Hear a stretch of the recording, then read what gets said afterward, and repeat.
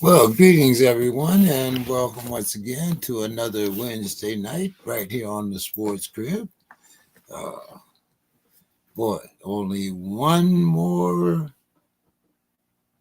week of football, at least the NFL. Uh, I'm sure there's some USFL folks here. They'll be glad to see the start of their season and to play on until next season. So, let's get this show started here. I see Dave is in the room and Bo is here. And let's see. I resent it to Don and everybody, but there's Bo and there's Dave. Dave, how you doing? Hey, I'm doing okay. Bo's looking pretty dapper in that snap there. I think, is that a fedora he's wearing? Yeah, I think so. Yeah. Yeah, those pork pie hats are coming back though. Those little pork pie hats that go Yeah, around. yeah. They're making a comeback. I might have one in my closet somewhere. Who knows? Yeah. But everyone has experienced some weather since the last time we were here. I know there's Bo is experiencing the usual wet weather up there. How are you doing there down there in Maryland? No, actually, it was in the 40s today. It was a warm day. So we're supposed to have a few more days above freezing, and then there's another front coming in, I think. So they're giving us the hot cold treatment here. Well, it is. I mean, it's still it's only February coming up, so you got Punxsutawney Phil next week, right? Yeah, we'll find out what's going on there. So, do we have a Sue's Corner tonight? We do. We do indeed. So Sue's Corner. It's a long one. Okay. Unfortunately, the Buffalo Bills couldn't beat the new Evo Empire, Kansas City, this past weekend, but it was a good game. A delightful story out of Buffalo that was recently featured on 60 Minutes is that of rookie running back Ray Davis. Ray was born on November 20th, 1999 in San Francisco and has 14 siblings that he is aware of. He spent time in foster care as a child due to both his parents being incarcerated and also spent time living in a homeless shelter. He used to walk around the Tenderloin section of San Francisco, and then one day when he was 8 years old, he saw a flyer for Big Brother / Big Sister programs.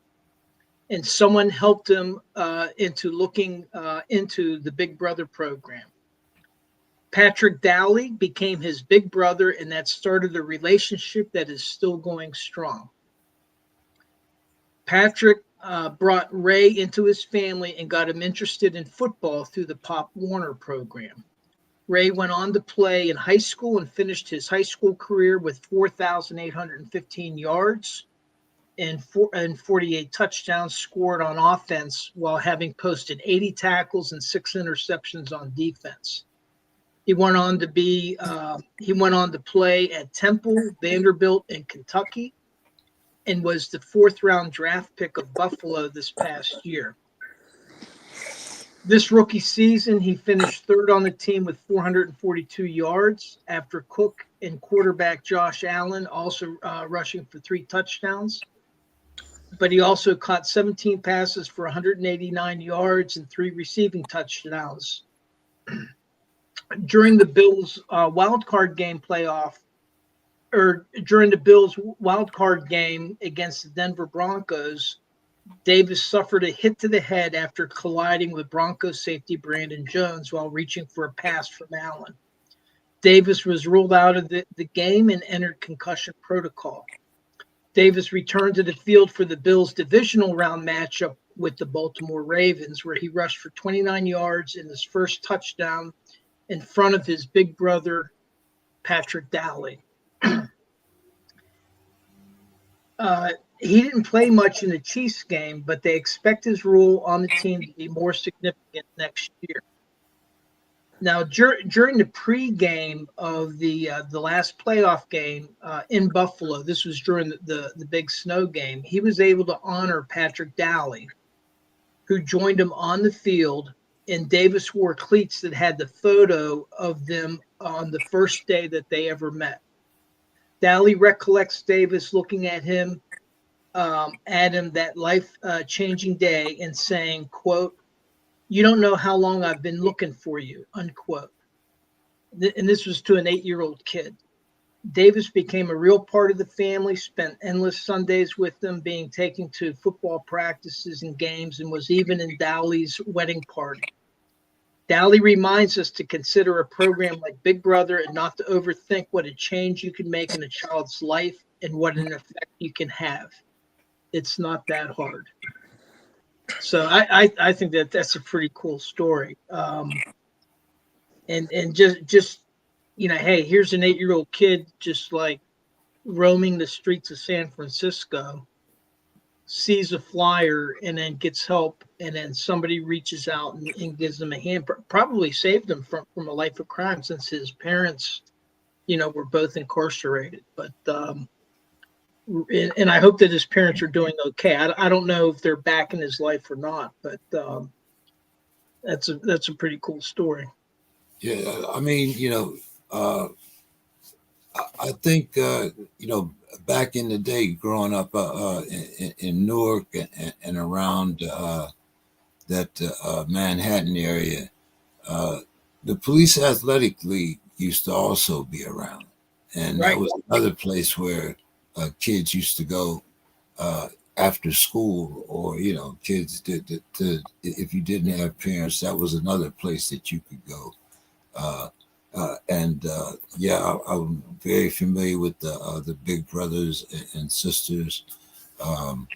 I came through a foster program run by the Episcopal Church in Newark, and they used to bring those different programs around to us, to have somewhere to go after, rather than just come back to the house. You could go, to a program and, maybe go to the Y or something like that. Yeah, it's a shame that we don't still have a lot of those programs around. Right. Now, were you in Newark before you went to Newcastle? Yes. Well, no, I grew up, I was born in Youngstown, and then my dad moved to Newcastle.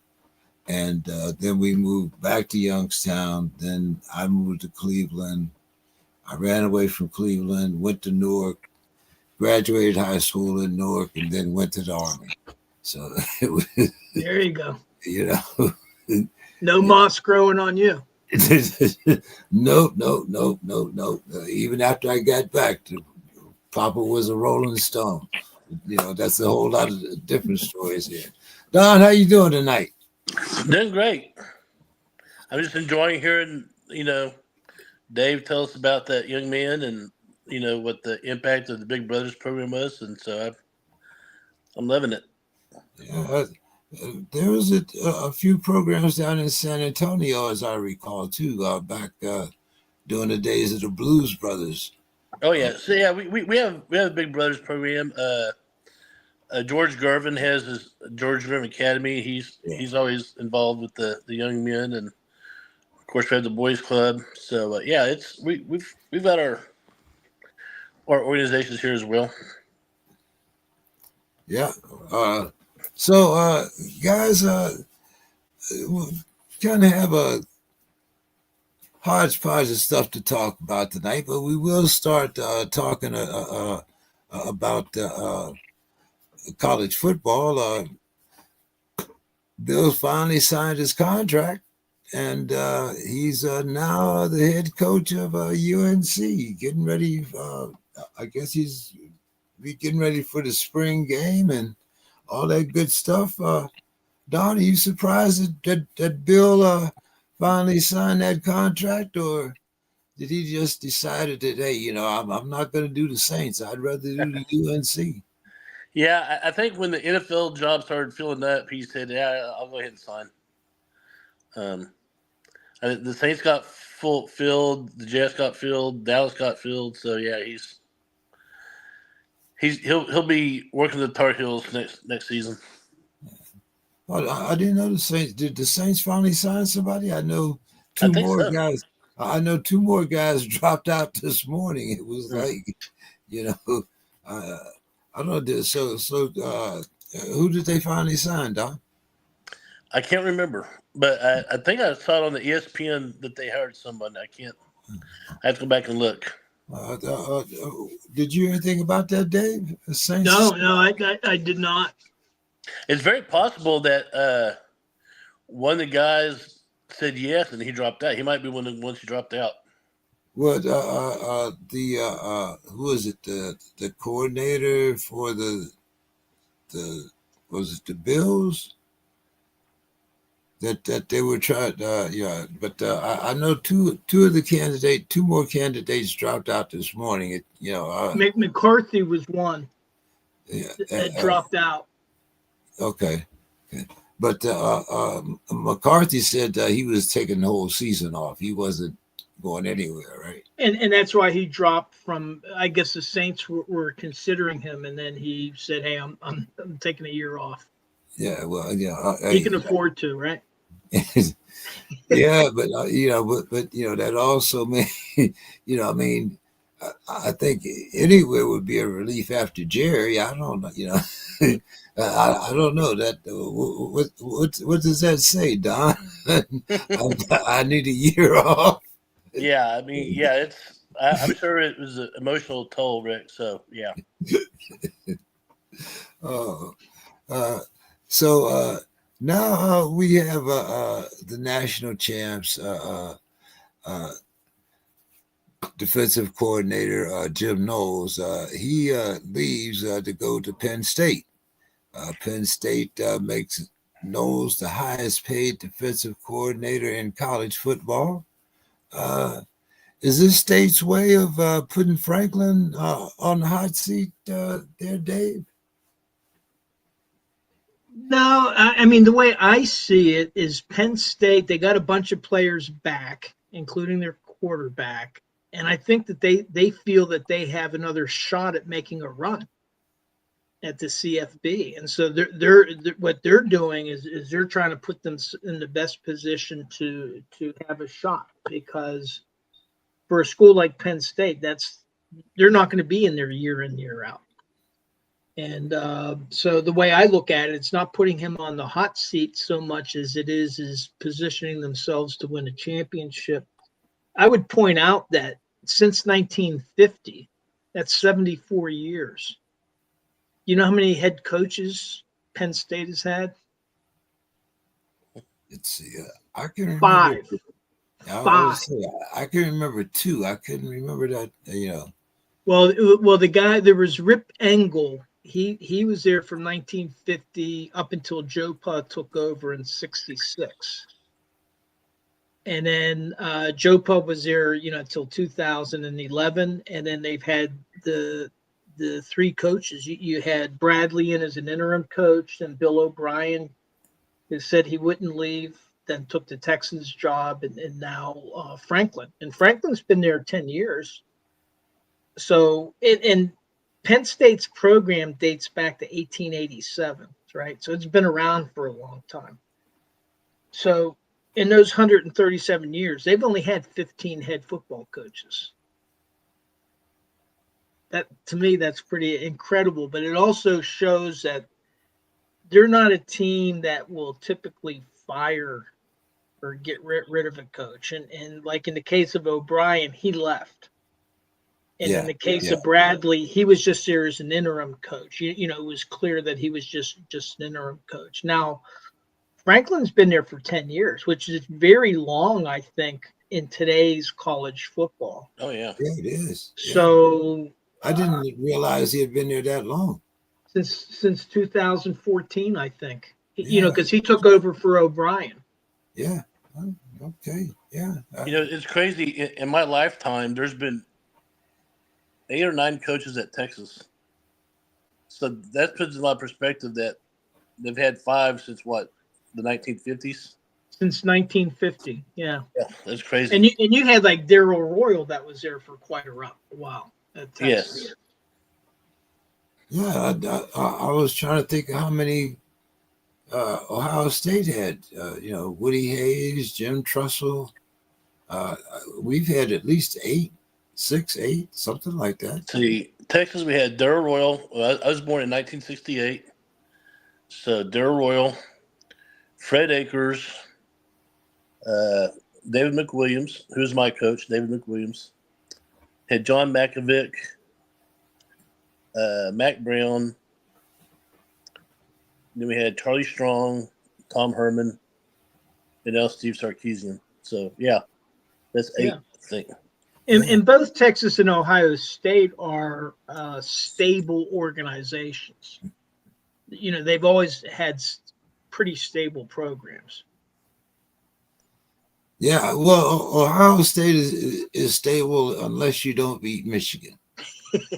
That's I mean, Jim Trussell had to win a national title at Youngstown State before he went to Ohio State. Yeah. And I think what will be interesting is what Franklin decides to do. I'm not sure how much more time he has on his contract, on his current contract, but what he decides to do after next year. And because he's for today's college football, he's been there an awfully long time, and maybe they'll just let him write out his contract. Yeah, but they're certainly making sure that he has the tools to work with. Like I said, they made Knowles the highest paid defensive coordinator in football. I think he's making $3 million a year now, or something like that. They outbid. I think Ohio State gave him some offers, and I think Penn State just outbid him. Yeah, two schools offered him two. Well, he had made, with his bonuses, he had made $2.2 million last year, and I think Ohio State offered him something like 2.6 or something like that. But hey, $3 million is a lot for a defensive coordinator. I don't know if there's a lot of NFL coordinators that make $3 million. So we'll see. Speaking of another guy that might be on the hot seat, we had the offensive guard, Sean Pendleton. He transferred from Notre Dame to Tennessee. Do you think there's going to be a lot of pressure on Marcus Freeman to return to the playoffs? The Irish are independent, but they've got a couple of ACC opponents. They've got I think they've got a couple of SEC opponents also. So I'm not sure what their schedule is yet. I haven't seen the whole schedule, but what do you guys think? I mean, for me, I think he should be fine. I mean, Notre Dame would be nuts to let him go. I think. I mean, he's been there. What is this? His third? Or it'll be his 4th season, I think. But the thing is, he's a young coach. He's attracted a lot of young talent. You had Ike Taylor's son there. I think you had Jerome Bettis' son there at one point. So as long as he's able to attract talent, and he lost a guard, a lineman, but he should be able to replace him. And as long as he has winning records, the difficulty for Notre Dame is they're not in a conference where they get an automatic bid if they do so well. Right. So it's a little bit harder, I think, for them to get into the CFP. So I think as long as they have a winning record, get to a decent bowl, he should be okay. What do you think there, Don? Yeah, I think he's safe. I mean, of course, in the day of the transfer portal and NIL, your roster changes right and left. I mean, but all things being equal, I think that he'll be fine. In some other news, Ohio State sent UT a defensive tackle, which we've been needing defensive linemen, so that's good. Yeah. We have seen some key transfers lately. Ohio State. Like I said, the kid from Notre Dame. Tennessee did pretty good last year in the conference. We need to get Jeffrey on talk a little bit about the ACC in the South. But Tennessee did pretty well. What do you think about head coach Josh Huppel and his staff? Do you think Tennessee is going to be as good next year? They got a little tougher schedule now. Is that to me? Yeah. Yeah, Tennessee has a great program going right now. If they were like in any other conference, they probably made the playoffs. If they'd been the Big 12 or ACC, but they are in the SEC, so there you go. But yeah, Josh Heupel is doing a great job. There's a lot of speculation that he will be the next coach at Oklahoma because I think Venables is going to be on his way out after this year. Venables got that quarterback out of Washington State, and if that doesn't materialize into a winning season, he's going to be out. Of course, what's interesting is Josh Heupel was a quarterback at OU, won the Heisman when they won the national championship, and he was on the staff, and he got fired. Stoops fired him. So if he were to come back to Oklahoma as the head coach, that'd be giving the finger to the Stoops and the Venables people. So I'm hoping he stays at Tennessee. I don't want Josh Heupel at Oklahoma. No way. He'll turn them around. So hopefully the folks in Tennessee will come up with the money to keep him there in Knoxville. And by the way, Tennessee is by far a better state than Oklahoma. Knoxville is have y'all been to Knoxville, Tennessee? Yes, sir. It's absolutely beautiful. And if you've been to like Norman, Oklahoma, I mean you're dodging trailers from being tossed around by tornadoes and stuff like that. So yeah. The mountains, they break up the the twisters. Yeah. So I think he should stay in Tennessee. Hey. Yeah, I've had dinner at the Chattanooga Choo Choo. I think it might even still be there. It's been there forever, Chattanooga. But yeah. Now with Hoopoy, he's entering his 5th year, and I think that's kind of a critical stage because now all of the players are on the team are all people that he recruited, not who his predecessor recruited. Yeah. This year at Texas, this will be the Stark's first team without any Tom Herman recruits. Right. So I think that the 5th year for any coach at a program is a critical stage because if there's a sudden drop off, well, now it's like, well, hey, these are all your players and you can't produce with them. And on the other hand, if he has I think it's hard to expect a team, unless it's like an Alabama or something like that, to be in the college playoff every year. But as long as he has a winning record, they get to a decent bowl. I think that he'll be okay. But if there's like a drop off, then all of a sudden, well, then maybe his seat gets a little hot. Trust me, if Day loses to Michigan State 5 years in a row, Michigan 5 years in a row, he better have 3 national championships. That's all I can say. Yeah, well, I think that's there's a couple programs that have unique situations like that. Like Penn State really doesn't have like a year in year out rival like that. Now for Pitt fans, they hate Penn State. Penn State doesn't really care for Pitt, but the derision is more Pitt than Penn State. I thought Pitt's biggest rival was West Virginia.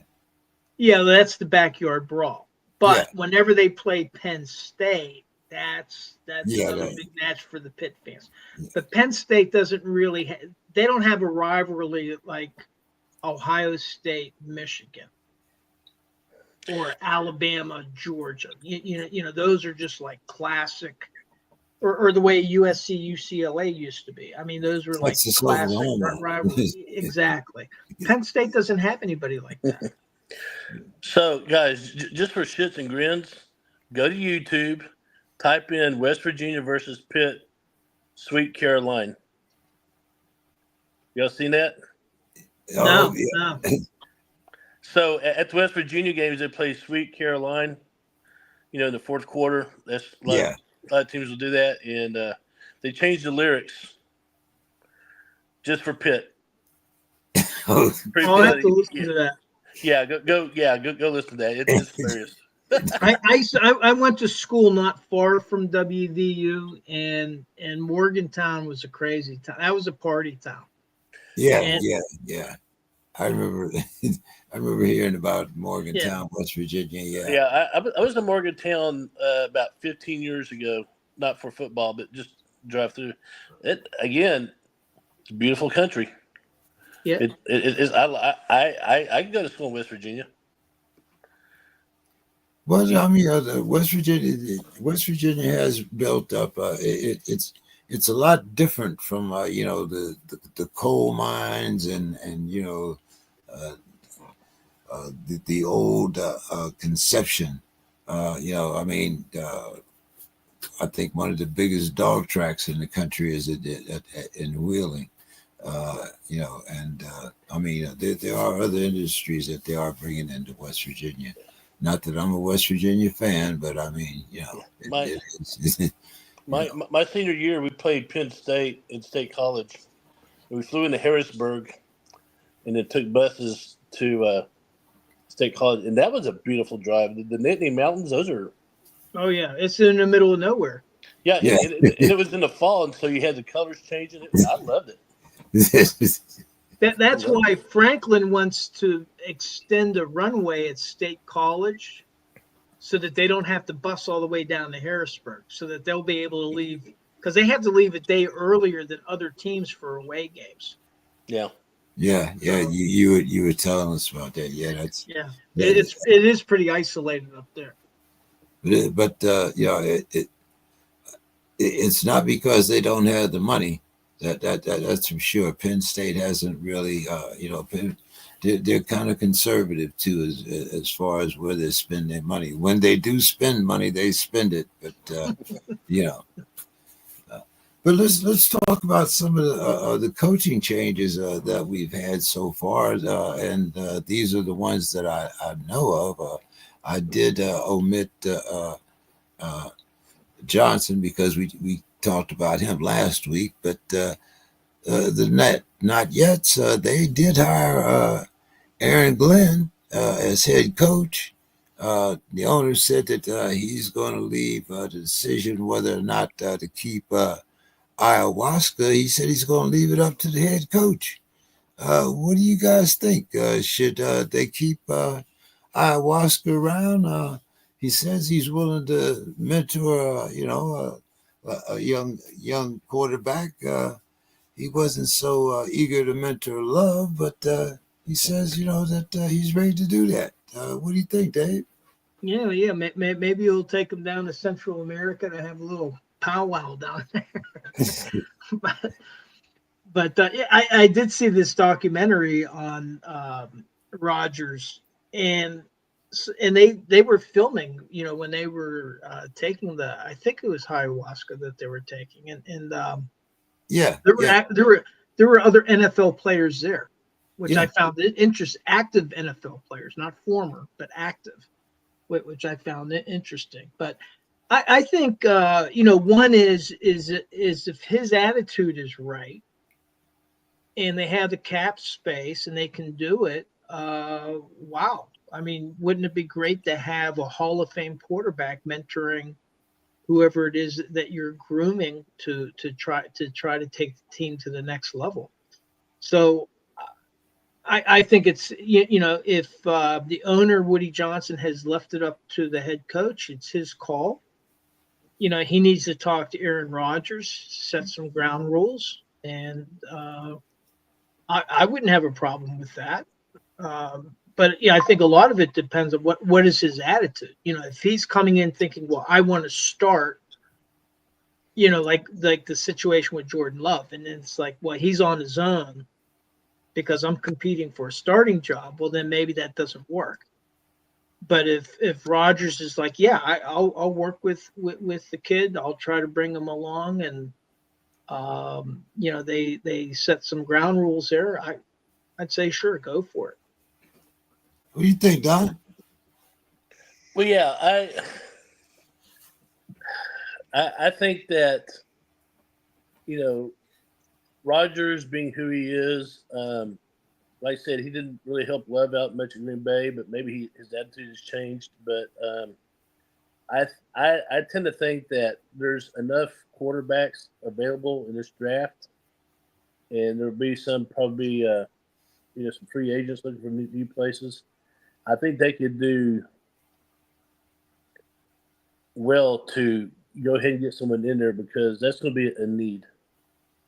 The Jets aren't that good, but they could be much better if they have stability. You get your quarterback and you draft around that whoever you have there. So I saw one mock draft that had Quinn Ewers going to New York, and I'm like, oh God, I hope not. That'd be terrible. But yeah, there's like I said, there's some QBs out there, and I think that if Aaron Rodgers is willing to take time and put his ego aside and help develop, that'd be great. Maybe that will launch him into a career as a consultant or assistant coach or something. That'd be great. But I just don't see him being the guy next year. No, I think this year he has proved that he's not a starter anymore. The inconsistency and I don't know if he really wants to play football anymore. I mean, it seems like he's committed as far as what he says, but I don't know if the results really merit that. But Don, Pete Carroll is back. He's coaching the Raiders. He says, he's going to turn them into a winner. I don't know if that means that they're going to win 6 games, maybe 8. But open a quarterback. Here's another team that needs a quarterback. Open quarterback competition. What's your thoughts about Pete? Pete's my age, Don. What, 76, 77? Hey, this is the year of the senior citizen. We had an old president, and we elected a guy who's an old president. We got Pete Carroll. I mean, the youth movement hasn't quite reached the crescendo yet, has it? We're still with old. But I tell you about Pete Carroll. I like Pete Carroll. You asked. He's always been a success where he's been at. So, and that's at the professional and college level. He's been he's been a great mentor to a lot of other coaches. His coaching tree is pretty spectacular. 76 years old. If he can get it done, if he can still get it done, more power to him. I know. God, who was the guy who got killed by his team? Which kind of got killed by his what? His team killed him.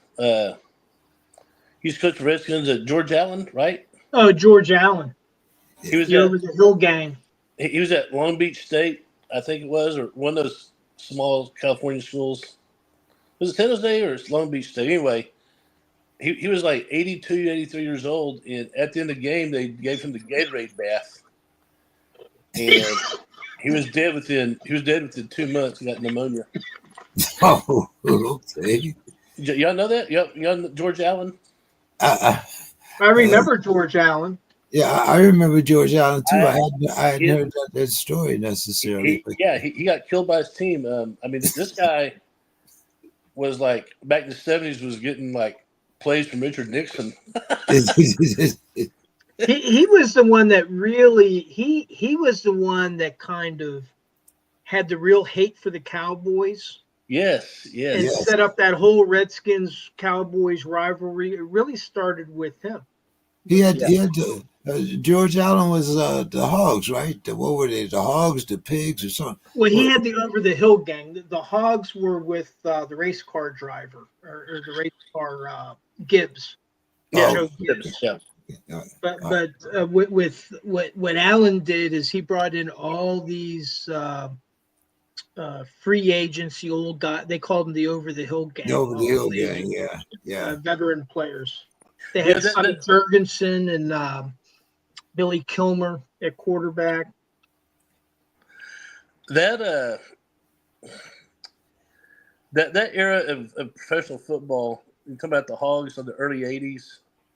You know, you remember when John Riggins got drunk and tried to hit on the Justice Day O'Connor? Yeah. The Diesel, yeah. I love that story. Either trying to get laid with the Supreme Court justice. I think he went to sleep. When they had the dinner at the White House, he went to sleep underneath the one of the dining room tables. Yeah, he was drunk. He was drunk. He hit on her, and he got they carried him away. And he found a place and went to sleep. Sleep it off. Oh man. So, what was your thoughts on Pete being hired by the Raiders there? You know, I think what it is the Raiders. You know, they fired a coach a couple seasons ago, and then they had this guy that the team really rallied around. But it just seemed that the organization, the team cohesion was dysfunctional. And I think the idea of bringing in a Pete Carroll is he's shown that he can put programs together, like you know what he was doing up in Seattle. And you know, maybe they just need some grandfatherly advice, you know, have a grandfatherly figure in the locker room. And for a couple seasons, if he's there, just to impart some philosophies on the organization. And he's always been innovational. You know, he was the one that kind of was looking at other sports. He saw the rugby tackle, brought that to Seattle, improved their tackling, and then that started to go around the league a little bit. So sharp guy. I would see him only being there for a short time, but I think just to kind of get this team organized, you know, in the locker room. And he can do that. And you know, because what they did is they made their interim coach their full-time coach, and that didn't work out. So now they're trying another approach. Well, let's go with an old established head coach and then see if he's the right ticket. And I see this, I think 4 years from now, he's not going to be there. Well, I think he'll have done what he needed to do by then. I think he only has a 3-year contract. I'm not exactly sure. Yeah. But so after 4 years, he's gone. Yeah, more or less. You know, I mean, you know, you got to coach 76, 77. You don't hire him to a 20-year contract. I mean, you know. But Don, Jerry said that you know, Dion was never a serious candidate. He not only has hired Schottenheimer, but now you have Eberflus as your defensive coordinator. Don, when you're offensive coordinator doesn't call plays, but you give him a head coaching job. What's going on there? Well, let me tell you right now that the rumor in Dallas Nation, a lot of people are down on the Schottenheimer hire, and I understand why. He's kind of perceived as being, just a yes man, which may be true, but I think Schottenheimer will actually do a better job of what people are saying. But going back to the Dion, issue, there's a lot of talk that Jerry Jones does not want to compete with the attention that Dion would get. That Dion is his own man. Dion is not going to be answering to anyone.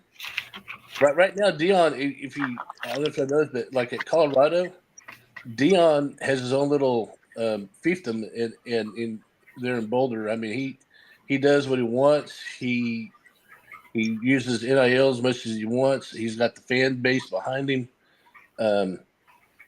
He's king, In Dallas, there can only be one king, and Jerry's not going to share that throne with one of his former players. And so there's a lot of speculation. That's why he was told thanks, but no thanks. And so now Schottenheimer, like I said, he's a guy that is going to be.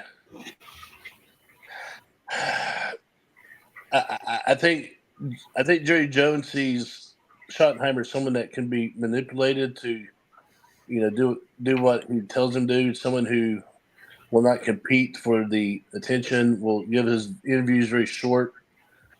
But I don't know. It's a miss, and so I'm just hoping that Dallas pulls out some luck during the draft and get some guys to help out.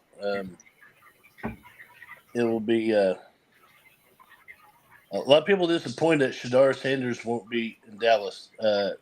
They're stuck with Dak again. So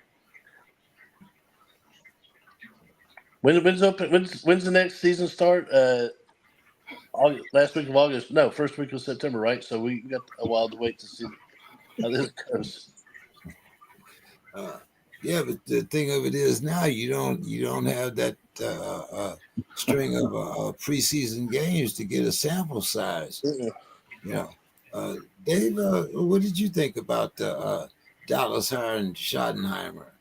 Well, there are two things. I mean, the first one is the hiring of Schottenheimer, and I think I might have mentioned this last week. He must be the exact opposite of his father. Marty Schottenheimer's from Pittsburgh, so that makes Brian a subburger, right? And not like my name. My subburger is because I live in a suburb, which is Washington, which is a suburb of Pittsburgh.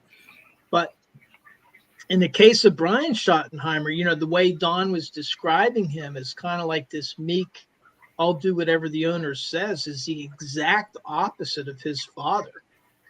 I mean, he was rebuilding the Redskins team, and Dan Snyder had tried to bring some people onto the field, and he kicked them off, Dan Snyder and his buddies, and that got him fired. Talking about Brian's father. So I guess in this case, the apple fell far from the tree. Now, the other thing I wanted to bring up is what caught my attention on this is when you had Dion was never a serious candidate. And I don't know who else was interviewed for the job, but this is the flaw that was in the original Rooney Rule. And, the idea of the Rooney Rule back when it was instituted in the early 2000s was to get more African-American head coaches.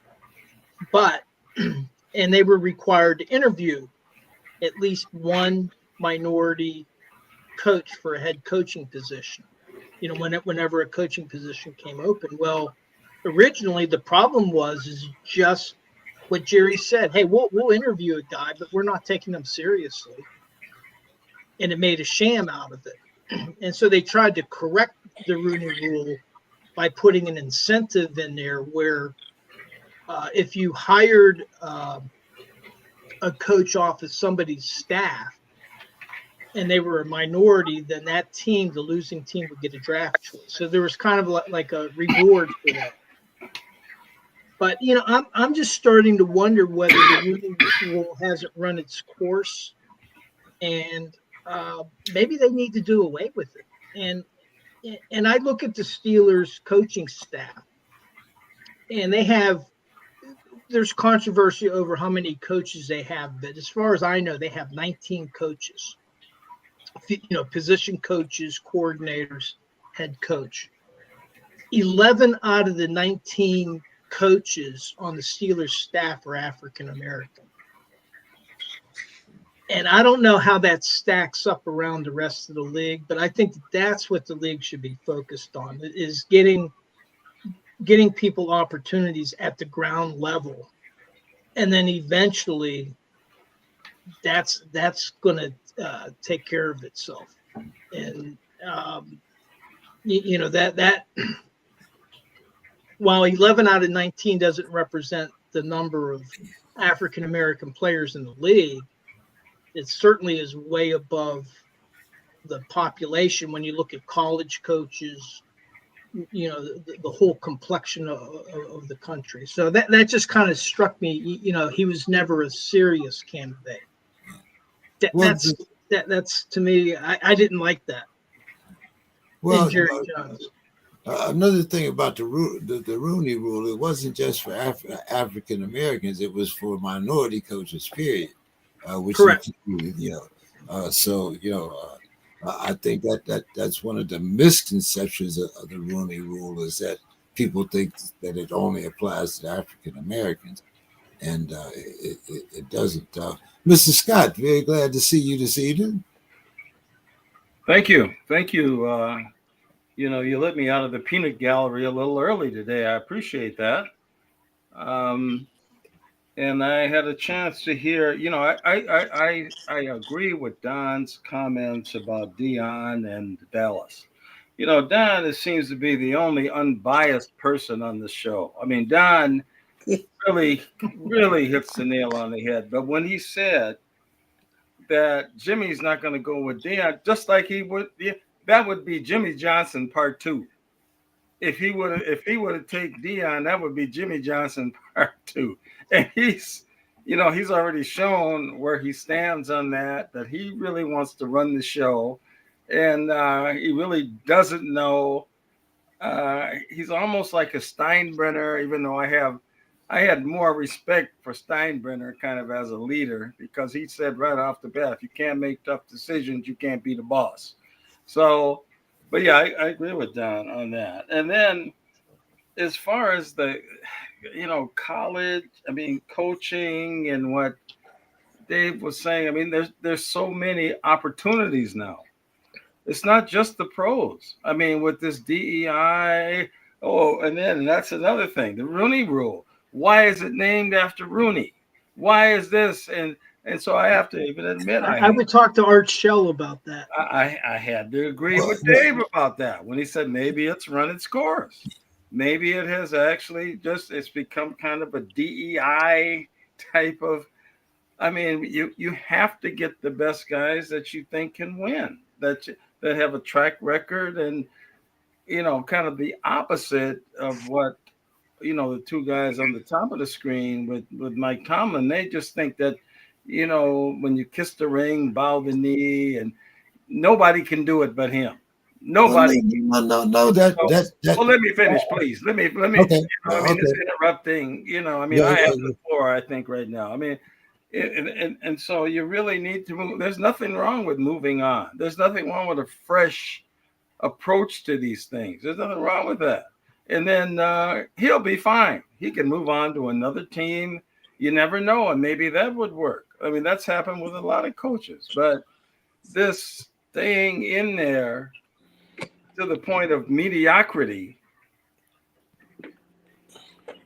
Yeah, mediocrity. Everybody wants to be mediocre. Well, if that's what you want, fine. Go ahead, be mediocre. Yeah. But one thing I have to push back a little bit, Anthony. You're a bit dismissive about why is it called the Rooney Rule. Dan Rooney didn't name it the Rooney Rule. Who you have to talk to is John. Well, you can't talk to him now since he's dead, but you need to talk to Johnny Cochran, and you need to talk to Art Shell. Yeah. Because those two, whenever they recognized that there was a problem in the league, and they recognized that with Paul, I think Paul Tagliabue was the commissioner at the time, but he wasn't a strong commissioner. It was like the owners are never going to buy this. They're not going to put any kind of program. They want full control.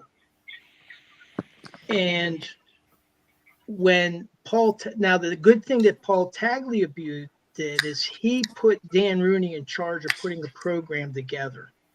And when he did, Art Shell's reaction was, we won. Because they knew that Dan Rooney was the one owner that could convince the other 30, I think that there were 32 teams at the time, 31 owners to change. Plus, and Johnny Cochran was a part of that, and he agreed. So, and they were the ones that called it the Rooney Rule, not Dan Rooney, not Pippen. And they're all gone. I mean, the things have evolved. At that time, you really didn't have quarterbacks like Lamar. You didn't have quarterbacks like Kansas City. You didn't have quarterbacks like that. So I'm just saying the evolving is what I would like. Correct. Well, and that's why I was bringing the point about the Steelers coaching staff. I don't know what the other coaching staffs are like, but the majority of the Steelers coaches are minorities. And so it's the stage is set, and I don't think that I think a lot of people might disagree with me, but it sounds like you agree with me that its time may have passed. Well, let me, Mr. Scott brought up a point, and as I said, and I've asked him many, many times, I don't mind getting rid of Mike Tomlin if you tell me who can replace him. If you give me a viable replacement, I have no argument. Well, but just saying that we have to evolve and get rid of the coach, and you don't have anybody to replace him, I mean, it's kind of like what you're going through in Minnesota now. Are you going to let Sam Darnold evolve under this coach, or are you going to get rid of him because he lost a couple games? And you have a guy that's on your staff that I am really surprised that nobody came after as a head coach, and that's Mr. Brian Flores. Well, I think Brian Flores, he was completely radioactive 2 years ago. That was 2 years ago, but it was 3 years. But when you say radioactive, I mean he was banned from the league. Yes, he sued the league. Nobody league. was going to hire him. Yes, sued the league. And that Mike Tomlin hired him. Yeah, but it did not completely decontaminate him as far as the other owners are concerned. There's kind of a cloud. But we're talking about evolution. Correct. We're talking about why things haven't evolved. Like I said, well, maybe next year he'll get a head coaching job. Brian, they didn't even interview him for the Saints job. Come on, Dave. Well, I mean, what I'm saying is that he's been partially decontaminated from his radioactivity. He was blackballed from the league. And then when you look at, so Aaron Glenn gets a job, from Detroit, but they were giving up 35 and 40 points every game when it got towards the end of the year. The whole thing, as long as it's on merit, I don't really have any problem with it. And I think it really comes down to the ownerships. I look at the Wilfs that own the Vikings. They kind of just stay out of the football stuff. They stay completely out of that, and they get people in and let them do it. And I think that's I really think that's what ownership really should do. They should kind of stay out of it. And if you hire a GM, you got a coach, you got people that do the drafting, you got all of these things, and the owners are just, you know, we got to fill the seats up. And I think that's where that's where the guy in Texas, you know, he blurs those lines so much that it's just really. When did the Wilkes family acquire Minnesota?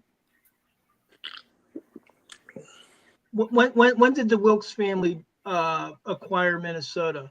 Oh boy, they have been around for a while. I'm trying to think if Denny was even still there then. No. It's been 6-7 years. They got the new stadium, you know, and that was really big. It's a really nice stadium. I mean, I think they've done a tremendous job as owners that stay in the background and let the football people do what they do. I mean, and let the game be played. You know, I do think that's one of the trademarks of your division as well as our division. The owners tend to let football people handle football stuff rather than trying to get involved.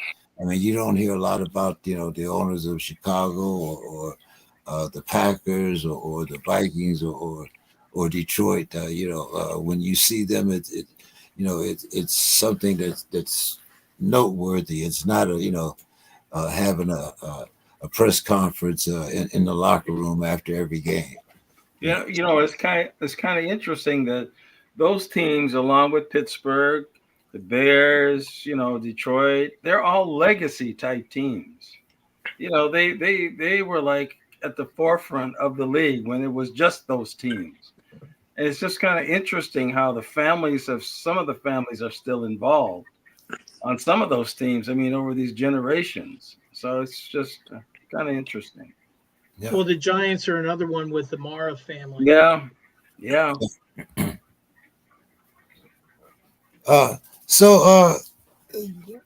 Mr. Scott, the Jacksonville Jaguars, they hired the Bucs offensive coordinator Liam Cohen as their new head coach. Do you think that he can improve Trevor like he did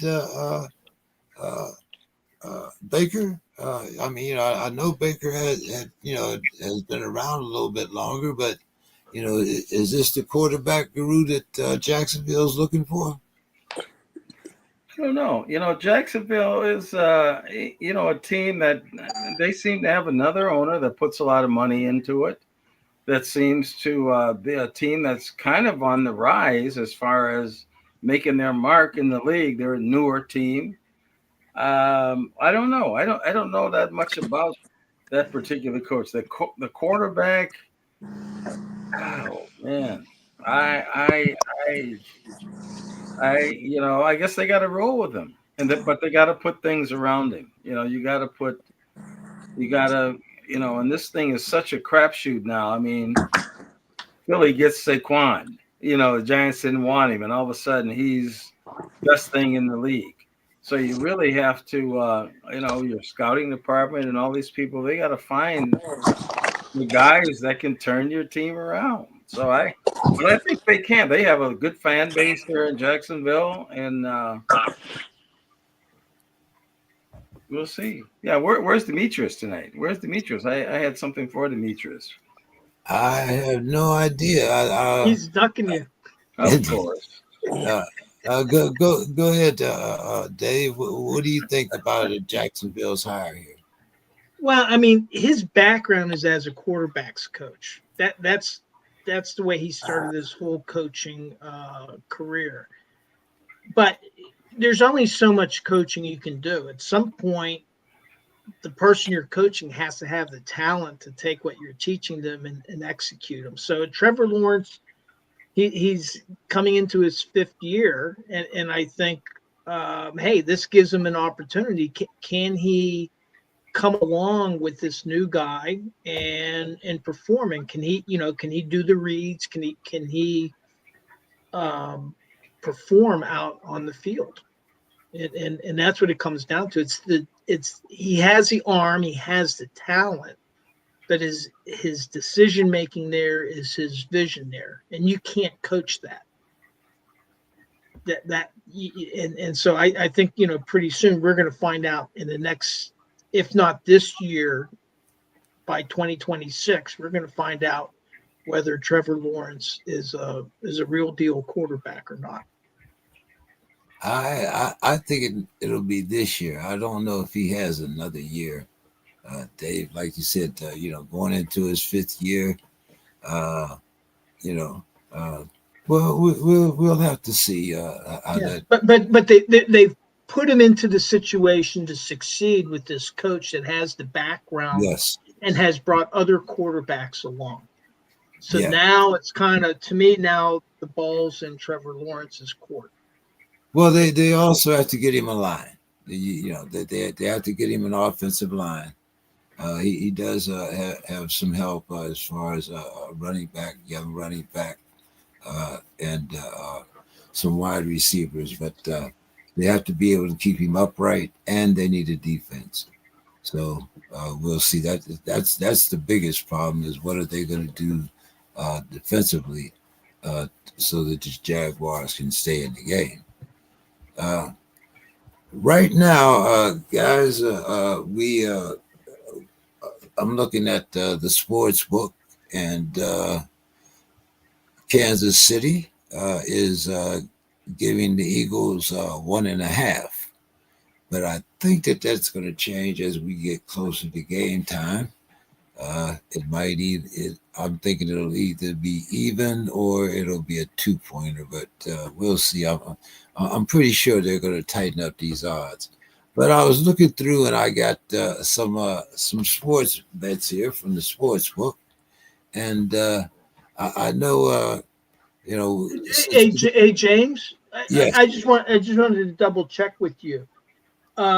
There was a couple points you had in the NFL about Jaden Daniels and Sam Darnold, and did you want to cover those, or are you skipping over those to go to the? No, I'm going to cover those before we get to the prop bets. Okay. So, which ones were you talking about there, Dave? Well, the first one you had was Commanders quarterback Jaden Daniels. Oh, yeah, Would you okay, rate yeah, his rookie yeah. season? Yeah, I know. I see the ones that I had just before we start talking about the coaching changing. Let me. I'm going to start with as a matter of fact, I'm going to start with Mr. Johnson here. I mean, excuse me, Mr. Scott. Mr. Scott, what did you think about the young man from the Commanders, quarterback Dylan Daniels? How would you rate his quote-unquote rookie season? Outstanding. I would say outstanding, to get that far in the rookie season. And man, if they hadn't turned the ball over so many times, they really never gave themselves a chance to win, because they kept turning the ball over. What is it, 3-4 turnovers? I mean, that's 4 turnovers. But other than that, I mean, the regular season, he did a tremendous job. I think he has an outstanding future. I really do. I think he's on the upswing. He seems to make great decisions with the ball. He can run, and he keeps the defenses honest with his running ability. I thought it was an outstanding rookie season. He should be rookie of the year. Oh, okay. What did you think, Dave? Well, I'll go back 20 years ago. You had a rookie quarterback, Ben Roethlisberger, that won 13-0 as a starter. And, he came in, I think it was the second game for an injured Tommy Maddox against the Ravens, who likes to hurt people. But I think that Jaden Daniels, despite Ben going 13-0, taking that team to the playoffs after a 6-10 season the prior year, I think Jaden Daniels had a better season than Ben Roethlisberger's. Didn't have the same win-loss record, The Steelers ended up 15-1 that season. But the Commanders were relying on Jaden Daniels. He completed more passes this year than Ben Roethlisberger attempted in 2004. Yeah, Ben is why Tomlin is still coaching Pittsburgh. Well, Ben is why that first seed, Ben, and those in the one Super Bowl, Ben is why this is still, any kind of conversation about. Well, he was an 18-year guy, but to Jaden Daniels, now Ben, he got to the playoffs, won one playoff game, but then he had 5 interceptions in the 2 playoff games, and he was kind of a major contributor to their loss to the Patriots in the AFC Championship game. He threw 3 interceptions. Flash forward to now, Jaden Daniels helped his team win 2 playoff games, and in their loss, he did have an interception. That was one of the turnover, but really it was the running backs. It was the other turnovers that failed. Fumbles. He only had 1 interception in his 3 playoff games, and the Commanders were relying on him. And I would agree with Anthony. Last week I was saying he was my sneak peek for offensive player of the year, but I would say definitely he should be rookie of the year. I think he had that good of a season. Well, offensive rookie of the year, definitely. Don, what did you think about the young man? I was highly impressed with Jaden Daniels. That kid, he has a future. I just hope that, well, not that I hope because I'm not a big Commanders fan, but for the sake of him, I hope that the Commanders are able to get him some help, beef up their team. But he made a statement this year. Hopefully he can avoid the sophomore mistakes, sophomore curse, what do they call it. But yeah, I like what I saw. I mean, he had a much better rookie season than some of his contemporaries. Like, look at you, Caleb Williams. So yeah, he did great. I'm a Jaden Daniels fan. I like the kid. So hopefully he can build on this year's success. And yes, he is rookie of the year in my book. Okay, all right. Don, do you think that the Titans should pass on a quarterback at number 1 for generational talent like Penn State's edge rusher Abdul Carter? When you look at the shelf life of quarterbacks and what we have in this draft class, especially, what do you think? Better to prop up the defense or to take a chance on the quarterback? Well, you're talking to a defensive lineman, so I think quarterbacks are overrated sometimes. They're pretty boys. I'm playing. No, that kid he's legit. I'm trying to think the last time we had an edge with that explosion.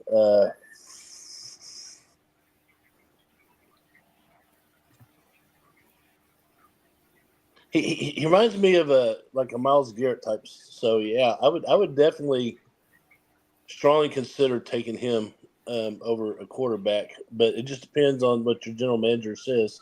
But I like the kid. What do you think, Dave? Another year with Will Levis, or grab some generational talent here? Well, this would be a good time to have Bill on here to talk about all the the quarterback class this year as opposed to next year. And but it sounds like from what I understand, it's slim pickings this year, right? Deeper quarterback group next year. And with Allen, I think that they're projecting him to be an edge rusher. He's like 280, 285. So he's not really a down lineman. But I mean, if they feel that he has the speed, he definitely has it in the college level. And if they think that he can produce at a Pro Bowl level in the NFL, I would probably go on defense because the Titans have their problems on defense. And it's not going to help you to get a quarterback prospect. If you can't protect them, that's the most important thing.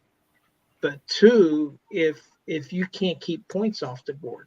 And so I think it's better to build around and then maybe wait till next year when there's a deeper quarterback class to get somebody. Yeah, a new quarterback's not going to save you. It's not going to solve the problems that you have in Tennessee. Mr. Scott, what's your thoughts here? Grab a quarterback or grab somebody that is going to be on your roster for a few years? Well, what the Vikings have had kind of a hit and miss with some of these edge rushers. They got a guy from Alabama, which you really thought this guy was going to come right in. Can't think of his name right now, but you thought he was going to come right in and really do the job. But he just has really fought for playing time with some free agents, actually, that they picked up. So, boy, I guess if you're not satisfied with your quarterback, like when the Vikings took the guy from Michigan, they didn't have a quarterback. They had gotten rid of the guy to Atlanta, Cousins. So they wanted a guy that they could bring in to be their number one guy. That was the plan. And then that Turner you were talking about? Yeah, Turner. Yeah. He came in number one pick. He was supposed to really, I think they traded up to get him. I think he was supposed to be the man, and he had to fight for playing time. So it depends on the need, and that's where these guys, general managers and evaluators, this is where they earn their money. I mean, evaluating their rosters and seeing where they can improve. And I think the big thing they have to do is look at their division. Who are they going to? Because they got to win their division, really, to move on. So they got to have to look at, and they play them twice. So they really have to look at what's going on in your group. So I would go with a quarterback. I would really, if you're not happy with the one you have. Other than that, I would get some linemen to protect him. I would go with that.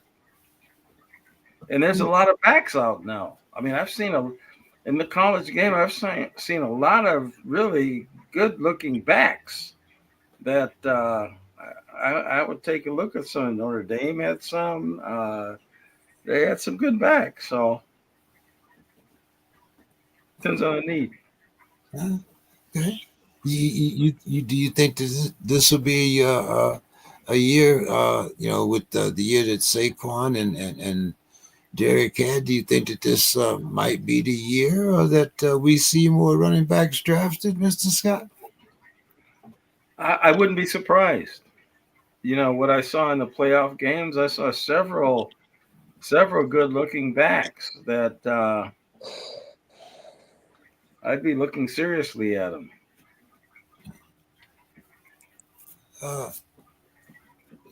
Don, we know that he's not talking about any Texas running backs because you guys managed to retain both of your running backs. But did you think this might be a year of the running back, Don?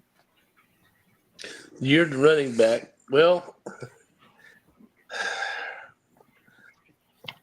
I'm thinking in some cases, yes. I'm trying to think of the top running backs right now available. There's always going to be a guy that you least expect that will come through and make a team and then put good yardage. I'm trying to think of the kid's name from Texas Tech. I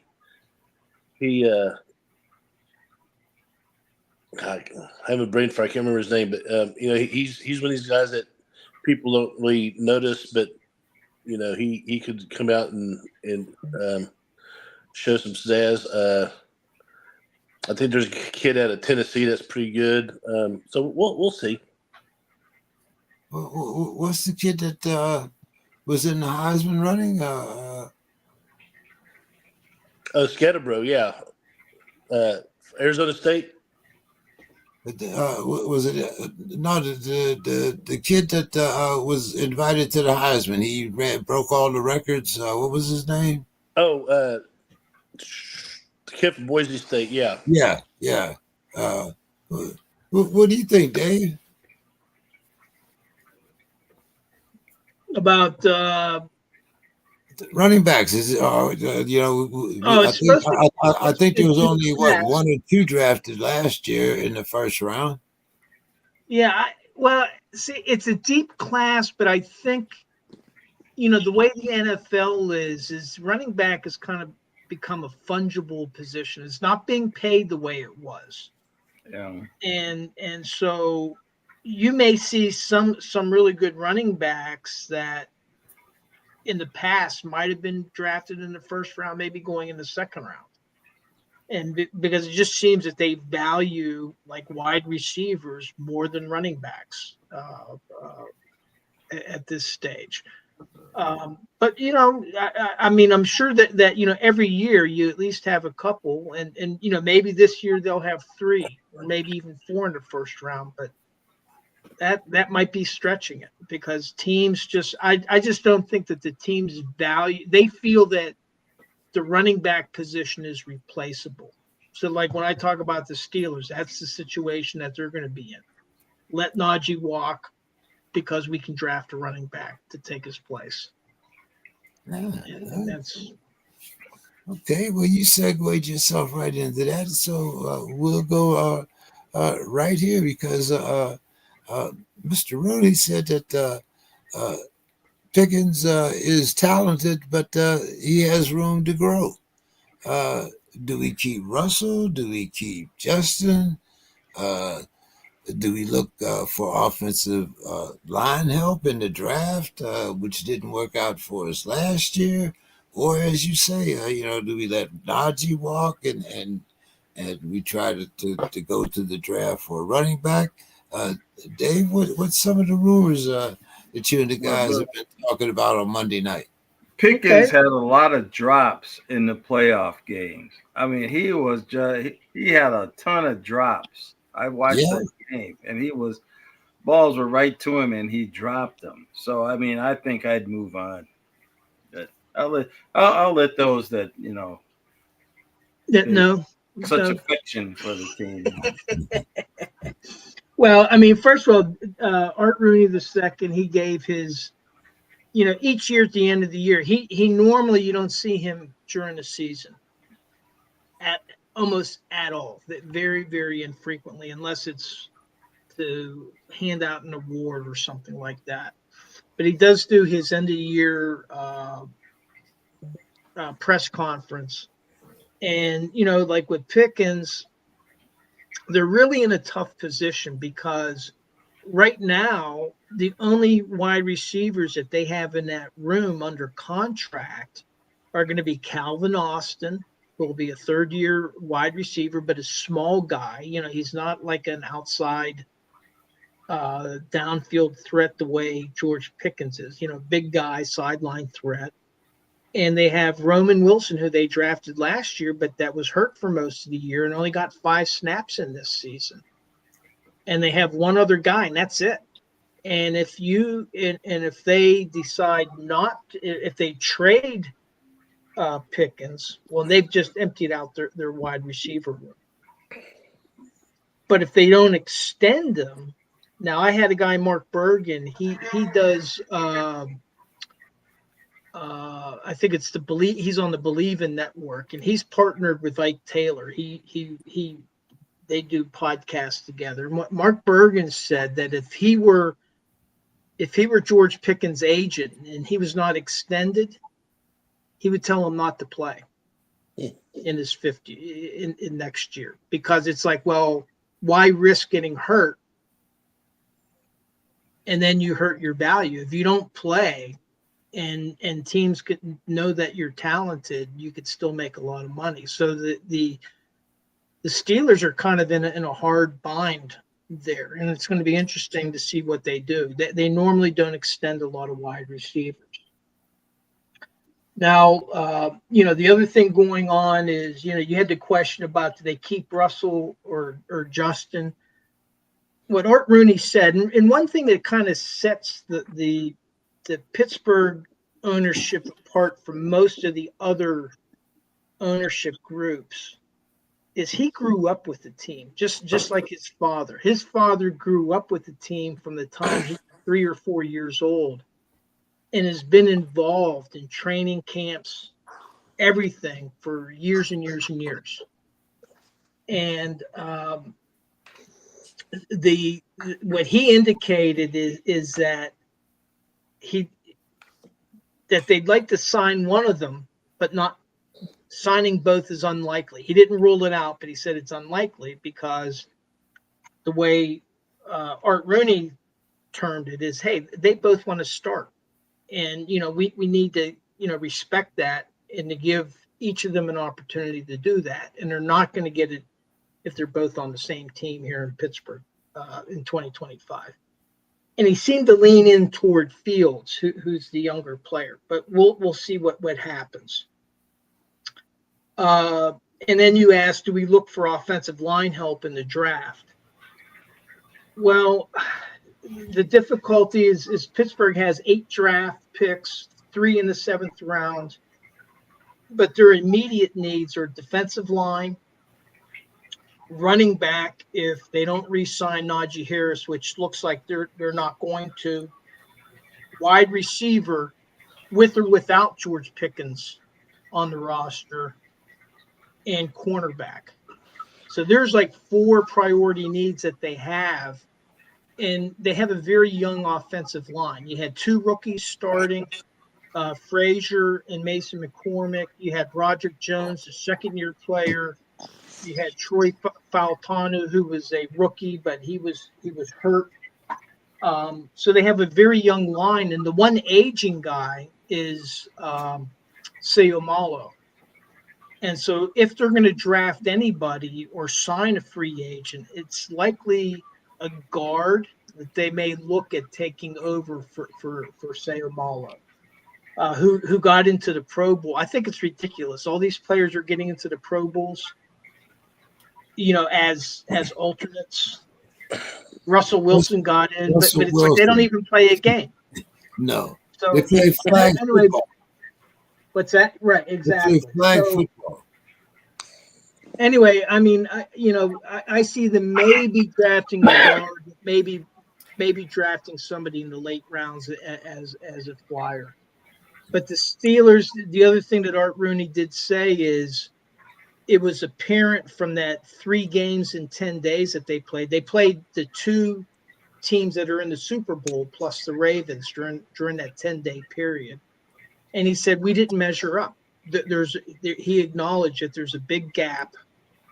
And that's something that they're going to have to work on, that they're going to have to find a quarterback either this year or next in the draft.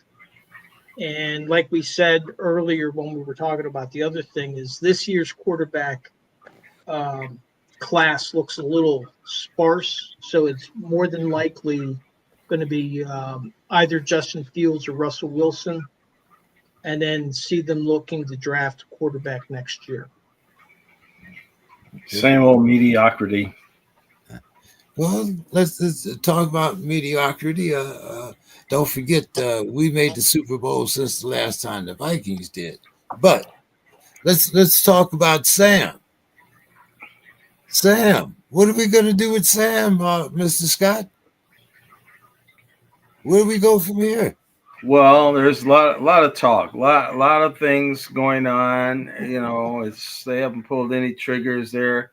I mean, this talk about Aaron Rodgers is still gaining some momentum. I don't know, contract-wise. I mean, he's owed a lot of money. Maybe they can do a Rodgers type thing with him and wait till the young guy from Michigan gets good. So this is really too early to tell on that. What's going to happen with Sam? I mean, a lot of people are saying just sign him. but you got to sign him to a fairly big contract if you sign him, unless you franchise him. So they might be able to just, they may think of franchising him, and you know, I mean, his such a horrible performance in the playoffs. I'd be reluctant to get in there again, but he did great during the regular season. And you know, it's just like I was saying, some players, when the lights come on, they freeze. So I don't know what to do. I'd almost like to see the Rodgers. You know, it could be another Brett Favre type of a thing where, you know, we've got the weapons, but the running back, I think Aaron Jones might be on the downside. He really didn't look that good this year. He had some injuries. They might need a back. The line is suspect. So I don't know. I really don't know. It's really one of these things that we'll have to see what. This is why they get the money to do it. They make those decisions. That's why they get the money to do it. But would I keep Sam? Boy, it depends. If you really think the rookie's good and he's healed, but that's the thing. He's had 2 injuries.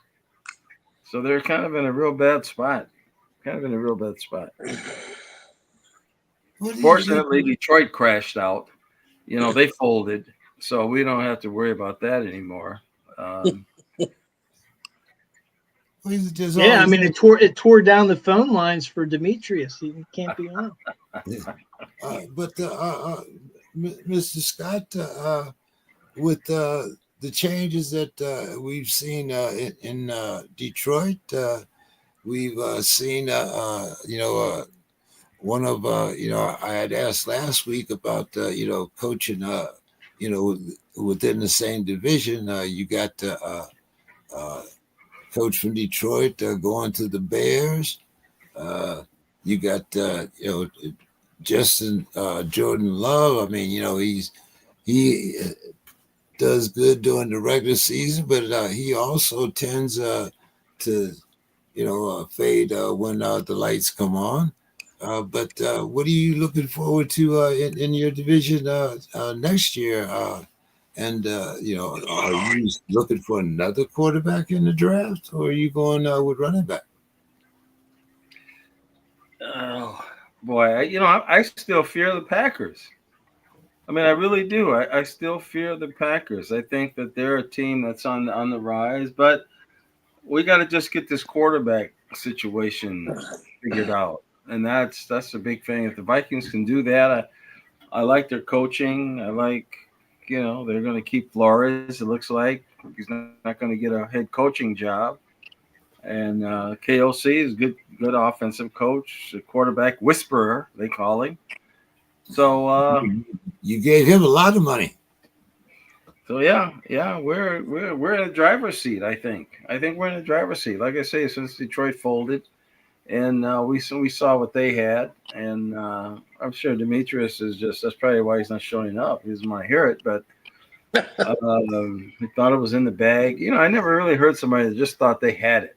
You know, they just premature, you know, victory laps and all these things. You know, you can't do that. You know, I mean, in the fall, like Humpty Dumpty, like I said, it just, you know, you can't put it back together again. And I think that's for the Lions. So I'm not concerned about them anymore. And I think the Vikings, if they can get this quarterback thing straight, you know, maybe you go with Sam. I mean, maybe he can get over the hump. But I didn't like what I saw in the playoff games. Maybe you keep Sam during the regular season, let the young guy heal up, and maybe you put him in. Maybe, you know, like game 10 or 11. We'll see. Well, with a young guy, you got to have a running game. You know, you got to have a. You know, if we had Saquon, I would love it. Yeah, I don't think the Eagles will give it up on Saquon. But since you segued into that, Don, you still with us there? Yeah, I'm here. All right, we're going to talk about some prop bets here for Super Bowl 59. And the first one is the rushing. We have Saquon Barkley over under 120 yards. Jalen Hurts over under 40 yards. And we have Kareem Hunt over under 50 yards. Which one of those sounds the best to you, Don? The best? Well, I would say Saquon said over 120, right? Yep. That sounds about right. He's going to have about 120, between 125, around 125, 130. So I'll take that bet. He's averaging 128. Yeah. What do you think, Mr. Scott? Boy, I don't really fool with the props. I think he was checking his bank account. I was checking my PayPal. I didn't see my PayPal in there. My PayPal. I was supposed to get an email about my PayPal. I didn't see it. But no, I have Saquon. You better check that PayPal because there should have been something in there. It's been there since last week. So you better check your PayPal or get that mouse out your pocket. One. Usually you get an email. You've got cash. So yeah, you got it. I'll check it. There was an email sent from my side. Check your spam. I don't know. Maybe it was like I'll research it. I'll research it. I'll research it. Anyway, penalties would be included, but I'll research it. So who you got there? Saquon over 120, Jalen Hurts over 40, or Kareem Hunt over 50? Yeah, Saquon. They're gonna ride that, What do you think, Dave? I think I'll take the Hunt under 50. Okay. Under 50 for Kareem Hunt. Okay. Yeah, I'm just thinking the Eagles defense, but yeah. Hey, Kareem is playing for his career. He knows if the Chiefs lose, he's back washing cars or whatever he was doing before. So, Dave, first to score a TD. We have Saquon at plus 475. These are $100 bets. We have Jalen Hurts at plus 650, and we have Kareem Hunt at plus 950. And then we have Xavier Worthy and Travis Kelce at plus 1,000.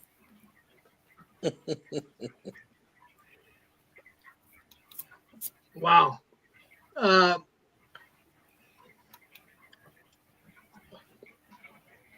I think I'll go for the money. I'll take the Worthy Kelce. Okay. Don, who are you taking? I'm going to go with Jalen Hurts on a tush push. Okay. Who you got, Mr. Scott? Well, I'll take Hurts, but I mean, isn't this tush push? Isn't that illegal? I mean, when I played football, you couldn't do that. You couldn't. Everybody couldn't push somebody in. It was illegal before. Yeah. You can push, you can't pull. Hey. So the tush push is you can just push. You can't pull a man in. But I mean, you couldn't do any of that stuff. That was illegal. That was illegal before. Oh, okay. So James, I didn't hear either of your rushing bets or your first to score bets. Okay. For my rushing bet, I'm going to take Kareem Hunt and the over. For my first score, I'm going to go with I'm going to go with Xavier Worthy. Well, it's either or, right? Well, it's the same. The odds are the same whether you can pick either Worthy you pick or one or the Kelsey. other. I'll Yeah. take Kelsey. You take Worthy then. Yeah. Don, who you got here for the first TD? Oh, I thought it said Hurts with the push. Oh, okay. You said, yeah, that's right. You said Hurts. Mr. Scott was saying that it was illegal, but he didn't say who he was taking. Yeah, he Yeah. took Hurts. Yeah, Oh, I he took Hurts? Yeah, I took Okay. Hurts. All right. I took Hurts. I even called the play. Do I get extra money for that? No. Okay. We have the first drive, Kansas City, to punt, plus 145, to make a field goal, plus 425, for a let's see, what was this? For a rushing touchdown, we had plus 600. For passing touchdown, it was plus 340. An interception, we get you 1,400. A lost fumble will get you 1,500. A field goal missed will get you 1,800.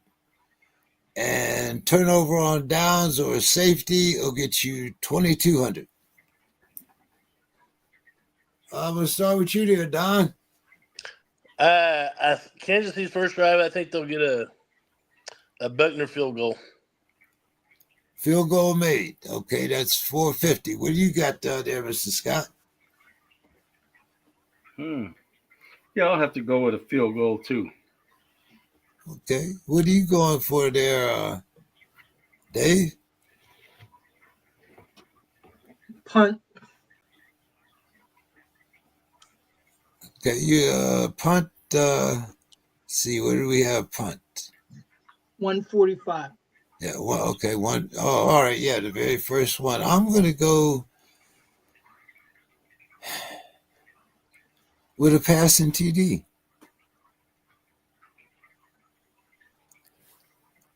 So we got the same thing with the Eagles' first drive, except the odds are just a little bit different. Punt is 140. Field goal made is 450. Passing touchdown is 450. Rushing touchdown is 450. But an interception is 1,500. I mean, is 1,200 instead of 14. So I guess they think Patrick is more inclined to throw an interception. Fumble loss, we have 1,600. I guess just a little bit more likely for someone for the Eagles to fumble than I guess for the Chiefs. Fumble loss, 1,600 instead of 15. Field goal made is 2,000. I guess Buckner is considered a little more accurate. And a turnover or a safety is only 2,000 instead of 22. Dave, what you got here? Field goal. You got a field goal in that one. I'm going to say punt on this one. Don, what do you got? I'm going to say, I think I'm with Dave. I think there'll be another field goal. I think we're looking at 3-3 after both drives. What do you say, Mr. Scott?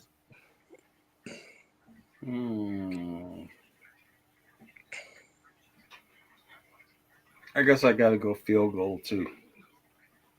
Okay. We got everybody there, Dave? We do. Okay. Mr. Scott, total first downs, over or under 40 and a half? Under. Don. I'll go under. Dave. I'm going to go over. I'm going to stick with you there, Dave. I'm going to go over too. Okay, Dave.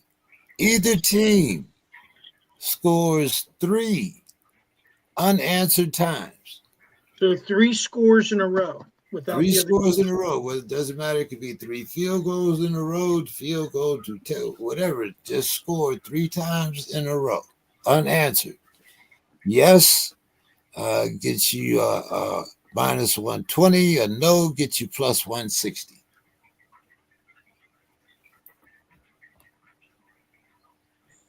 I'm going to say, man, that's tough because if a team runs away, that could easily be a yes.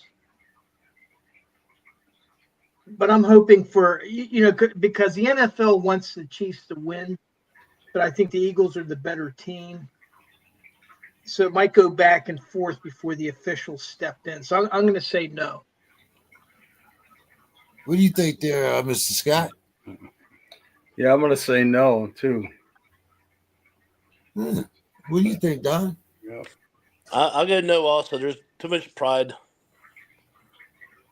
Yeah, I think we'll make that unanimous. I don't think anybody will score 3 unanswered times. So if you bet how does this work? If you bet 100,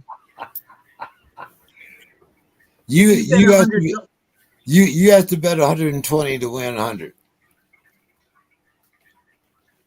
If you say yes. Yeah. If you say yes, you bet 120 to win 100. Well, then you're losing money. Well, that's All right. that's your yes or no, or your bet. Like for the next one, for instance, Saquon to score 5 touchdowns. Doesn't matter how. Pass. I mean, he scored 3. What he scored 3, and Hurts scored 3. I mean, so what they had 7 touchdowns the last game. So, what's your thoughts here, Don? I think Saquon scores 2. So that's a no. You said 5. That's a no. Okay, Mr. Scott. No, there's not going to be no 5 touchdowns. No. Kansas City's going to win the game, so no. Oh my goodness, Well, that's in the script. It's already been written. What do you say, there, Dave? No. I say no also. Okay, the next one. Saquon scores 1 rushing and 1 receiving touchdown. The odds of that are 1,000 to 1. So if you bet 100, you win 900. You bet. Well, yeah. You bet 1,000. You bet 100. You get back 100. 1,100.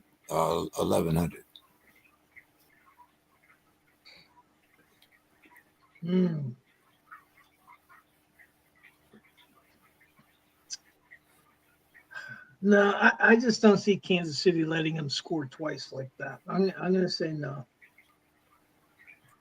He's capable of it, but I think he scores 2 touchdowns. I just don't know about the 1 receiving. But I think they get close. Well, actually, the thing of it is Saquon runs it down to the 1, and then they do the tush push. So well, that's a rushing TD. Yeah. It's a rushing TD for Hurts. Yeah. But then you get Saquon. He touches the ball 1 time and goes 60 yards. That's a rushing touchdown too. So but does he get 1 receiving? With Brown and Smith and that's and the tush push. Does he get a receiving touchdown? That's the one you have to think about there. So, what's your thoughts there, Mr. Scott? I think he can score 2 touchdowns. I mean, I think But we got one rushing and 1 receiving, not 2 rushing or 2 receiving. Yeah, I think that's a possibility. Yeah. You like that bet there, huh? I think they're going to put the ball in his hands a lot. I would. Okay. What do you think, Don? You know what? Call me crazy, but I like that. I think that's the truth. He will have 1 rushing, 1 receiving. Okay. Don, I'm gonna follow that car. Even though I think the 2 might be rushing, but he might get 1 receiving. Well, so three yeses and a no. I originally said he'll have 2 touchdowns, so I just thought what the hell. Throw 1 receiving. Okay, Don, Xavier Worthy. He has 15 yards rushing and 85 yards receiving. You bet 100, you get 750. I say hook 'em. Yes. Okay. Mr. Scott, what do you think? Well, didn't I already do this one? No, we're talking about Xavier Worthy now. He has 15 yards rushing and 85 yards receiving. No. Okay, you're going to keep that 750. Okay, what do you say, Dave? Well, he did it against Buffalo, but that's the first time that he gained 85 yards receiving. So I'm going to say no. I think Worthy is going to be the X factor here. I'm going to say yes. It doesn't say he has to score any touchdowns. It just says he has to have 15 yards rushing. And I think he'll get the 85 yards receiving because they'll be trying to keep down Kettle and Hopkins and Brown. So I'm going to go. I'm going to say yes for this one here. All right. Speaking about running backs, Kareem Hunt has 19 rushing attempts and over 89 yards rushing. The odds on this are 1,800 to 1. What do you say there, Dave? Well,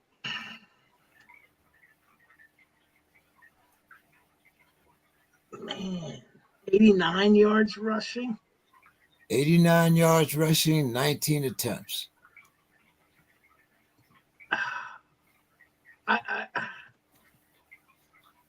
No.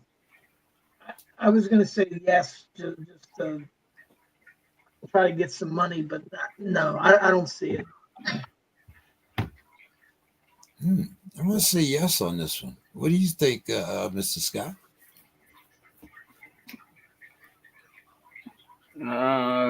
Boy. I'll go no. What do you say there, Don? I think he'll have about 60 yards rushing, so that's no. Okay. Don, last to score. Kansas City. The odds are 120 to 1. I set this one up wrong. But anyway, it's Kansas City. Last to score is 120 to 1. Eagles last to score is 110 to 1. Don? I'm going to say Kansas City will be the last to score. Mr. Scott? Yeah, I'm going to say Kansas City because they do always the classic, what we used to call the meat snatching, where you snatch the meat from their jaws. And that's what Kansas City does. So, Dave? I'm going to go with the Eagles. I still think Kansas City's going to win, but it just might be them trying to catch up. So I'm going to say Eagles. I got to go with Mr. Scott here. I got to go with Kansas City. It always seems like the meat snatching. That, Yeah. that last, when you need that last score, the scores, 17-19, and you give Patrick the ball, and all of a sudden it's 2019. So that I understand, whenever I score these on each of these things that you've done, it's $100 bet. Yeah. Yes. Okay. And if I have other questions, I'll get a hold of you offline just to see how we did. Okay, dope. And if you want, I can go over where we're at so far. If you want. Go ahead. Yeah. So on the through the conference games last week, Reggie and James picked both the winners in the spread. But for through all 3 rounds, James now has the lead with 58.3 correct responses. He's gotten 7 out of 12 correct. Anthony, you're at 33%. Don, you're at 50%. I'm at 41.7%. On the over-unders, James, you smoked, buddy. You got 2 correct, and Don, you too. Both of you got 2 correct. But through all 3 rounds, James, you've gotten 10 out of 13 picks correct. You're 76.9%. You're smoking on the over-unders. Don, you're at 57.1% on the over-unders. Anthony, 28.6%. And myself, 53.8%. So that's where we stand as of now. All right, well, Don, give us your final thoughts for the night. Okay, so I got 3. I'm going to give you real quick. So I'm watching TV right now. We have a little tragedy going on in Washington, D.C. If y'all, Airplane? Yeah, a plane crashed with a military helicopter, Black Hawk. No word on survivors, but it's not looking good. Fell into the Potomac River, so keep your prayers for those the families of those people involved. My other over and under that we haven't mentioned is over and under of 5 of how many times the camera shows Taylor Swift up in the press box or suite. So I'm gonna say 6. So my over under is over on the Taylor Swift viewing. And then a final thought, not my final thought, not so much involved sports, but it is sports related. The national anthem. People always, they look for national anthem, and they usually whoever the hot singer is at the time, they have her up there singing or him, and they all try to make the anthem their own. No one will ever surpass Whitney Houston. When the Dallas played Buffalo, and I can't remember what Super Bowl it was, but it was one of those Super Bowls. Whitney Houston killed it, and that is the gold standard. However, AFC Championship, we had this man, General Wilson, I believe his name, Gerald Wilson, retired Navy petty officer. Oh, yeah. That guy killed it. And I don't know why he's not singing at the Super Bowl. I don't know who's singing the anthem at the Super Bowl. Whoever it is, they're not going to beat that guy. So my hats off to that guy. He killed it. Great rendition. Your national anthem should be sung with. Everyone should have that attitude. They sing national anthem. Don't try to make it your own. Just sing the damn song, okay? And so he did. And so that's my final thoughts. Okay. Dave, what's your over under on the Taylor Swift sightings? That was a prop bet last year. I don't know if it's still was. Yeah. Oh shit. Yeah. I thought it was the original. I'll check next week when we give our final scores. Like I said, I want to see if it moves up from 1.5 where it's at right now. So it might be a prop bet. It was last year. What do you think there, Dave? Don set the number at 6, so over and under. Over under. Probably over. Yeah, way over. No. Yeah. I mean, if Kelsey catches a pass, that's one. If he catches a touchdown pass, that's one of her. 2 of him, her and his mother, and then another one. So anyway, I'm going to go way over. Specifically, it has to be during the game. Pre-game doesn't count. Post-game doesn't count. Whistle to whistle? Whistle to whistle, yes. Okay, yeah. Okay, so what was you said over, right, Dave? Yep. Okay, I said over also. Final thoughts, Dave? Yeah, I'll circle back to Sue's Corner. That was a great story about the young running back from Buffalo, and how as a young kid without really absentee parents, that were drug addicts and incarcerated, and then this guy in the Big Brother program took him under his wing as an 8-year-old, and now he's playing in the NFL. Who knows what would have happened if he didn't have somebody in his life. Over the years, we've opened our doors to young people that have stayed with us,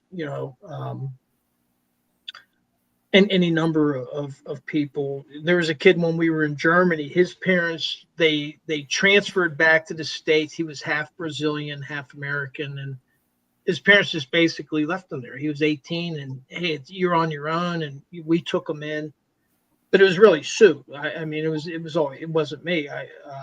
It's always been Sue. But to this day, he's in contact. This is 24 years later, and for Mother's Day and special occasions, he's always reaching out. So I guess my final thought for tonight is just don't preach, but live by what you preach. And Sue had brought that Sue's Corner, nice story, but she has certainly throughout her life opened up our doors to young people and given them a chance, when they were a little bit down on their luck. So shout out to Sue for not only sharing a great story, but also living it. Yeah. Shout out to Sue. Always glad to get her thoughts on things, and it's always nice to have someone's thought other than a bunch of guys. But anyway, Mr. Scott, take us home here. What's going on? Is it snowing up there in Minnesota yet? You're on mute. You got it on mute. You sound good, but you're on mute. There you go. Yeah, for 40-some degrees. It's nice out, no snow. I mean, this is unbelievable. I mean, this time of year, boy, it is just great. And I want to kind of co-sign Dave's comments. For my last full-time job I had, I was a supervisor at the county child protection. And the thing of working with the families and really, and I one of the things about the job, I think a lot of the people just appreciated me talking to them and getting the chance to. But there was a situation once where I was at a gas station with my 2 boys. They were pretty little, and I had this client, this lady that had some really mental health things, and she had a visit with her kids for the weekend. And so I went to the gas station, and she was pregnant, and she saw me, and she kept running up to my car. Anthony, and my boys was like, "Who is that?" I said, that's my client, So we get to the house, and they tell my wife, this lady came up to Dad, and she was hollering. I said, no, that was a client, but it was just one of the kind of different things of working with the people in your own neighborhood. I mean, that's just kind of how that went. And my last comment is really about Patrick Mahomes. And I used to go to the Twins and see his dad pitch, and sometimes Patrick would be there as a little boy.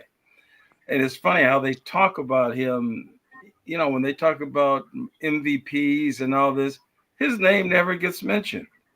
I don't know if he gets votes. It's Lamar and the guy from Buffalo, but they don't ever mention him as an MVP. So I just thought that was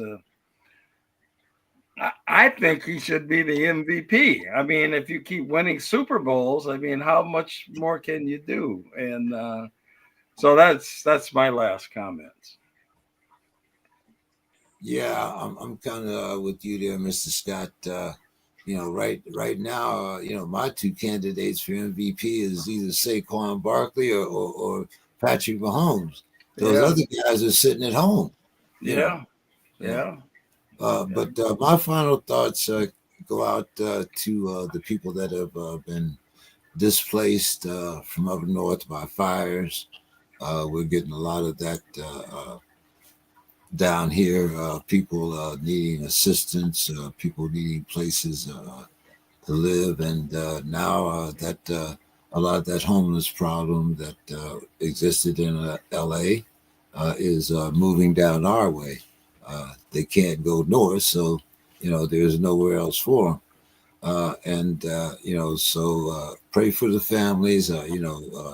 Some of them, whether they're wealthy, whether they're poor, whether they're homeless, at this particular time, they need our help, and that's all that's important. Like Dave says, don't just read the book. If you're gonna call yourself, a Christian, then live like a Christian. That's my final thoughts for the evening. So I will see everybody next week. We'll be talking Super Bowl 59. Mr. Scott, I think you and I might have been the only ones that have watched every Super Bowl. Could be. Yeah, that definitely could very well be. Matter of fact, that is the case. Yeah, Dave, how many Super Bowls have you actually watched? Well, I mean, I've been around for all of them, but I have not watched. Honestly, I have not watched a Super Bowl since 2011. Wow. Sue's watched more Super Bowls than me because I'm a Pittsburgh fan, and once Pittsburgh's out, I kind of lose interest. Sue will watch the game, and so she's watched a lot more Super Bowl games than I have. But I've been around for all of them. But I just, probably Super Bowl III was when, because Joe Namath and his guarantee, and I was actually thinking the Colts are going to crush the Jets, but Joe Namath with his guarantee, that's when I really Beaver Falls got into it. Beaver Falls, where Sue is from, she's from there. Her dad has met Joe Namath over the years, but and then with the first two, with Green Bay winning, I mean, I was aware of that, and it was like Vince Lombardi, with the sweet play, Jerry Kramer, and all those. But recently, I have not watched a Super Bowl game since 2011 when the Steelers lost. Well, see, a lot of my friends up here really get on my case because Green Bay was my team as a kid because we didn't have a team then. And so all we saw was Green Bay and the Yankees for baseball. So those were my teams. I knew every player on it. Oh gosh, Kramer and Bart Starr and Elijah Pitt. Oh man, that Willie Davis. Those were my guys. Paul Hornung and that sweep. You always knew it was coming. Nobody could stop it. Just one way or the other. Jim Taylor couldn't stop it. Yeah. But they get on my case about it. But we didn't have a Viking team then, until about, I think it was 61 that the Vikings came. Yeah. And they were first, they had, what do they have, those kind of drafts where you just kind of get the guys that other teams don't want. Expansion draft. Yeah. Yeah, you get the other teams, everybody didn't want them, I don't know. Don might be the baby here, born in 68. Hey, the first Super Bowl I watched was the 1978 Super Bowl. I was 10 years old, and it was the Dallas Cowboys versus Denver Broncos. And I've watched every Super Bowl since. That was after the 77 season, yeah. But the first game I remember, really big game, was the Ice Bowl game. Yeah. That's the game that we were sitting there with my dad. They had me in there with his guys. They're drinking beer, and I'm like, and it was so cold here. I mean, our house, we had coats on just about watching the game. Yeah, that was Bart Starr in at the goal line, right? Yeah. Against the Cowboys. Yeah. Well, that's football. That's outside. 20 below. The Ice Bowl, that was when football was football. But Don, I know you remember, those days. I think we had just went from the leather helmets when you started playing. No face guards. Yeah. All right, guys. Have a good one. I'll talk to everybody next week, man. Good night, All guys. right. All right, take care. Okay, guys. Yeah, check your email there, Mr.